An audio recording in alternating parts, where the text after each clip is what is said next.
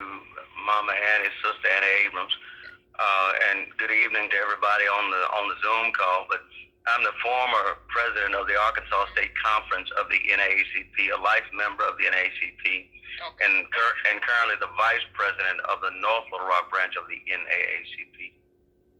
Okay. Okay. Would you like for me to go on and answer the question? Yes. Thank you for joining us. Thank you for your service.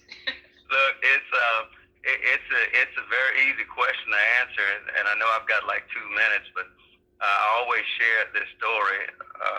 First time I met Anna Abrams, Miss Abrams, I was at a Democratic Black Caucus meeting, the first meeting I had ever attended, and Miss Abrams walked up to me and she said, "What do you want to do?" And I said, "Excuse me?" She said, "What do you want to do?" And I said, "Well, I want to be president." And her eyes got big, and the first words out of her mouth, she said, "President of these United States?" And I said, "Well, no." I said, "Well, no, ma'am, President of the NAACP." And sure enough, she gave me some encouraging words that night, and I did move on to become the president of the Arkansas State Conference, and we had a very successful tenure during that time period. But I've learned a lot over the years with Ms. Abrams and being able to understand that most important thing is service. And it just so happens tonight that I'm in my truck driving because I've been out working on a campaign.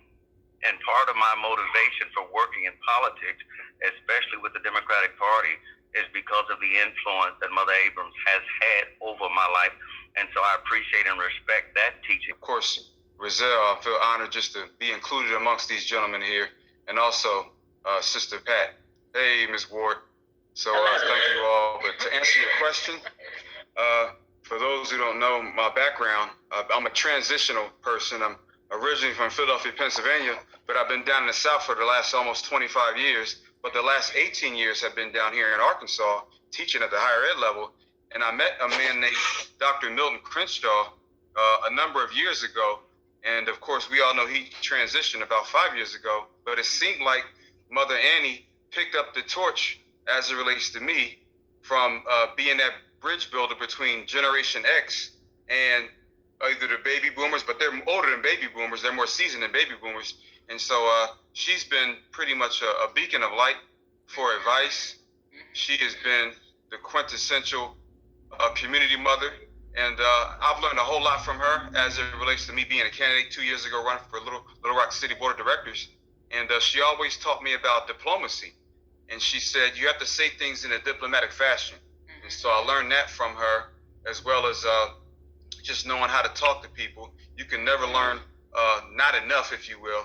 And of course, whether you're 44 or 84, you're always still in the season of learning. And that's...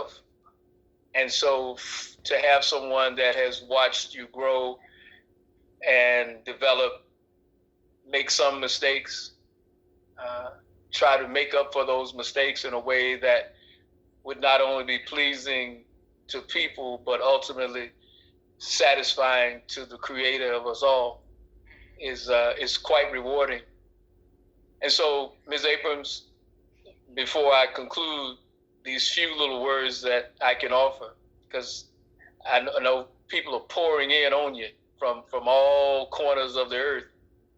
I just want you to know how much you've meant to me, giving me the opportunity to repair your fax machine when it has run out of its ink ribbon, or just to come over and sit with you and our dear four-legged friend for just a few minutes and just talk, and to work out some of life's more complex problems, and even some of those that are, just routine.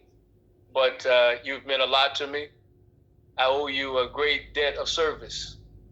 And I want to assure you that I look forward to living up to your expectations of me. And I hope to make you proud. I hope to make you proud. Thank you for your service. Pat is the CEO and founder of Arkansas Talks. And of course, she has her weekly radio show that comes on KABF every Wednesday from 9 a.m. to 10 a.m. And we've had some deep conversations on different issues, some diverse issues in the African American community and the United States as a whole, period. And she was on last night, and we got to talking on this Zoom, and we didn't even record it.